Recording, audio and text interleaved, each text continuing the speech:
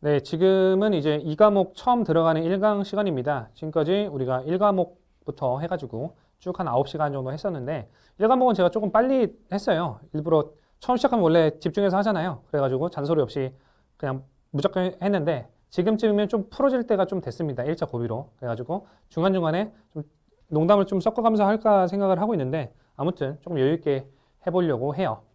그래서 처음 들어갈게. 자, 보세구역 관리라는 과목이에요. 결국에는 이거죠. 구역, 보세, 구역에 대한 관리. 그래서 제1장 통칙부터 보시면 보세 제도라는 걸 우리가 처음으로 이해를 해야 됩니다. 그래서 관세법에서는 유무세 구분 없이 모든 외국 물품을 보세 대상으로 하고 있는 점을 보아까지는 여러분들이 모르셔도 돼요. 보세라 함은 이 뒤에만 알면 되는데 외국 물품의 수입 신고 수리 전의 상태라 할 수 있다라고 해서 요거를 장난친 걸로 출제가 됐습니다. 총 6년 중에 2번 정도 출제가 됐네요. 그래서 이거를 수입 신고 전의 상태를 할 수 있다라고 하면 틀린 거예요. 즉, 뭐 계속 말씀드리지만 이제 더 말씀 안 드릴 거예요. 신고보다는 수리가 항상 핵심이 될 확률이 더 높다라고 이해하시면 되겠고. 자, 보세구역의 종류. 자, 보세구역은 이거는 지금 여태까지도 많이 출제됐지만 여러분들이 차후에 나오는 이 내용들을 이해하기 위해서 지금 그냥 암기하시고 넘어가셔야 돼요. 시험 문제로도 중요하지만 그냥 지금 뒤에 나오는 개념들을 쉽게 이해하기 위해서 지금 정리를 해야 됩니다. 자, 보세구역은 지정 보세구역, 특허 보세구역 및 종합 보세구역으로 일단 구분이 돼요. 이렇게.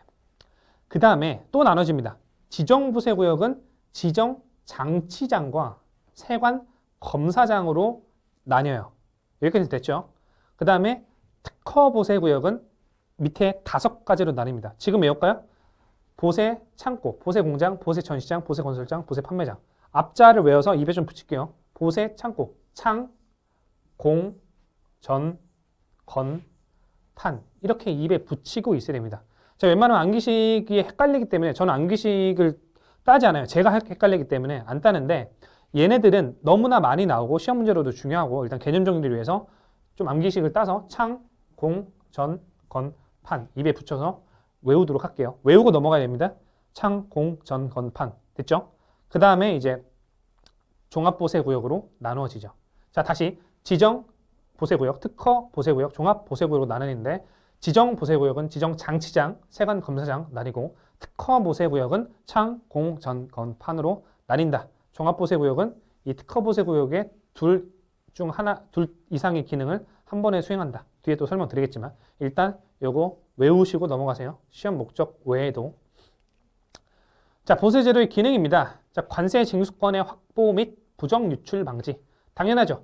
보세제도가 왜 있느냐. 일단 관세를 보류한 상태로 보세구역에 두는 게 일단 보세제도라고 보시면 돼요. 그럼 당연히 보세제도는 뭐겠어요? 항상 세관한테 뭐 특허를 받고 지정을 받고 이렇기 때문에 세관의 나와바리다. 그렇기 때문에 어디 딴 데로 나갈 수가 없어요. 그래서 당연히 부정 유출 방지. 부정 유출이 안 되게 하니까 당연히 관세를 올바르게 적기 확보가 가능하다는 거죠. 두 번째는 보세구역의 집중 반입. 다 보세구역에 뭐 중구난방을 하는 게 아니라 보세구역 안에만 보세 업무를 이제 넣는 거니까 집중 반입을 통해서 당연히 세관이 보세구역만 보면 되잖아요. 보세구역 외에 딴 이런 창고 이런 거 볼 필요 없이 보세구역 안에서 다 해결하면 되니까 통관 업무가 당연히 효율화되는 거고 공장 및 건설장을 통한 수출 및 산업지원. 이거는 이런 그냥 텍스트만 있다라고 알아두시고 시험에는 출제됐어요. 공장과 건설장 할 때 다시 한번 설명드리겠습니다. 자, 무신고 수출입 방지 등 통관 질서의 확립. 왜? 나와버리니까 무신고가 가능하겠나? 역으로 되물어볼 수가 있죠. 자, 그 다음에 앞부분은 굉장히 간단했죠? 뭐 간단해요. 그 통칭은 굉장히 간단하고 자, 그 다음에 이제 나오는 게 지정보세구역 나오겠습니다. 그럼 3장은 뭐겠어요? 특허보세구역이겠죠. 4장은 종합보세구역이겠죠. 됐죠? 자, 지정보세구역 통칙입니다. 지정보세구역 전체의 이제 공통점. 자, 보시면 다 한 번씩은 기출되었던 문제, 그 지문이에요. 자, 지정보세구역에는 통관을 하고자 하는 물품을 일시장치하거나 검사하기 위한 이런 기능이 있다는 거예요. 장치하거나 검사하거나 이런 장소로서 세관장이 지정한다. 뒤에서 또 나오겠지만 세관장이 지정한다. 입에 붙이세요. 지정보세구역은 세관장이 지정한다. 지정장치장과 세관검사장이 으로 나누어진다.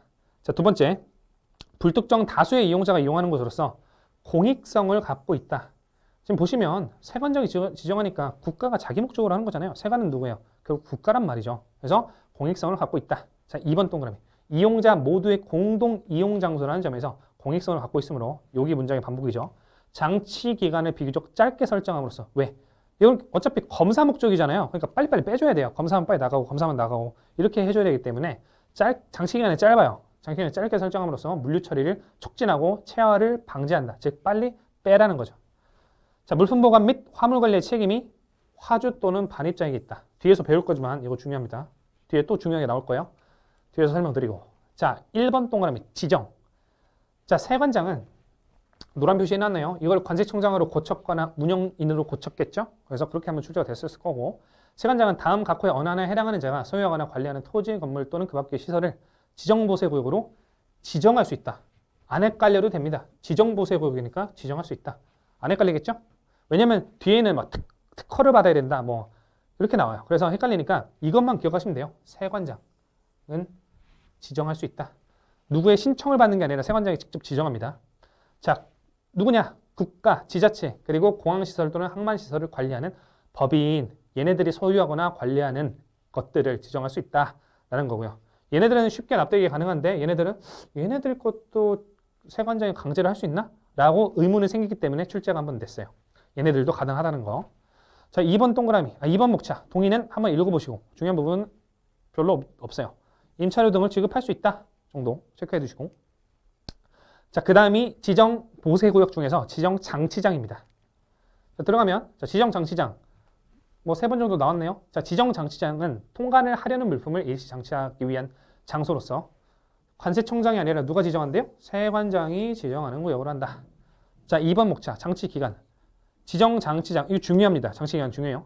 지정 장치장의 물품을 둘 수 있는 기간, 즉 장치기간은 6개월의 범위에서 누가 정한대요? 관세청장이 정한다. 근데 다만부터가 약간 문장이 웃겨요. 관세청장이 정하는 기준에 따라 세관장은 3개월의 범위에서 그 기간을 연장할 수 있다. 자, 그럼 정리해보면 원칙적으로 6개월의 범위 안에서 관세청장이 정하는 게 원칙인데 다만 연장할 때는 관세청장이 하는 게 아니라 얘가 세우던 기준에 따라 세관장이 한다는 거죠. 원칙은 관세청장이 하는데 연장시켜줄 때는 관세청장은 기준만 세우는 사람으로 전락해버리고 세관장이 3개월의 범위에서 그 기간을 연장할 수 있다. 지금까지 3번 출제된 게 6개월 장난치고 관세청장 장난치고 3개월 장난쳤는데 얘가 아직 안 나왔어요. 얘를 또 관세청장이라고 슬쩍 바꿔놓으면은 어설프게 공부하면은 그냥 맞는 문장이라고 쓱 넘어갑니다. 그래서 원칙은 얘가 지금 6개월을 정했는데 연장할 때는 얘가 한다. 뭐의 기준에 따라? 얘가 세워준 기준에 따라. 이렇게 해서 이걸 고치면은 공무원 시험에 이런 패턴이 자주 나오는데 어려워요. 그래서 체크 좀 해두시고. 자, 2번 동그라미. 다만 부산, 요거 지역 외워두십시오. 부산, 인천공항, 김해공항. 여기 슬쩍 뭐를 넣냐면 평택을 넣습니다. 그럼 틀린 거예요. 바쁜 곳은 정해져 있어요. 부산, 바빠요. 엄청 바쁩니다. 우리나라에서 제일 큰 항구는 부산항이에요. 그 다음으로 큰 데가 어디냐? 인천이 두 번째 허브입니다. 허브. 그 다음은 이제 공항 중에서는 얘네 둘이 투탑이에요. 인천공항, 뭐 일반 승객으로도 바쁘죠? 하지만 화물로도 바쁩니다. 그 다음에 바쁜 데가 김포가 사실 있는데 여기도 김포 들어가면 틀린 거예요. 김해가 그 다음 바쁘다고 생각하시면 돼요. 즉 이렇게 바쁜 지정장치장 반입 물품의 장치기간은 원칙은 6개월인데 더 짧게 2개월 한다. 왜? 지정장치장은 공익적인 목적이 강하기 때문에 짧게 해야 되는데 그 중에서도 특히 더 바쁜 애들은 여기에 있는 애들은 더 바쁘겠죠? 그런 애들은 6개월보다 더 짧게 2개월로 해버린다 라고 이해를 하시면 되겠습니다. 세관장이 필요하다고 인정할 때는 2개월의 범위 내에서 기간을 연장할 수 있다. 지금 출제 포인트는 2개예요. 3개예요. 부산, 인천, 김해 요거를 갖다가 하나를 쓱 평택 또는 뭐 김포공항 이런 걸 집어넣는다든가 이 2개월을 3개월로 바꾼다든가 아니면 요 연장할 수 있는 기간을 3개월로 바꾼다든가 이렇게 해서 나올 수가 있습니다. 요건 아직 출제가 안 됐어요. 나머지는 출제가 됐고. 출제가 안 된 부분보다는 사실 출제가 된 부분을 다시 반복적으로 출제하는 게 확률이 사실은 더 높아요. 근데 만약에 제가 출제를 한다면 조금 색다르게 여기에서 좀 바꿔서 낼 것 같습니다. 자, 그 다음이 물품에 대한 보관 책임이에요. 자, 지정장치장에 반입한 물품은 화주 또는 반입자가 그 보관에 책임을 진다 라고 해서 3번 중에 한 2번이 요거를 바꿔서 출제를 한 걸로 기억을 합니다. 뭔 말이냐? 이거 사실 이상하게 생각을 하셔야 됩니다. 그냥 설명을 들으면 뭐 그렇지 하고 넘어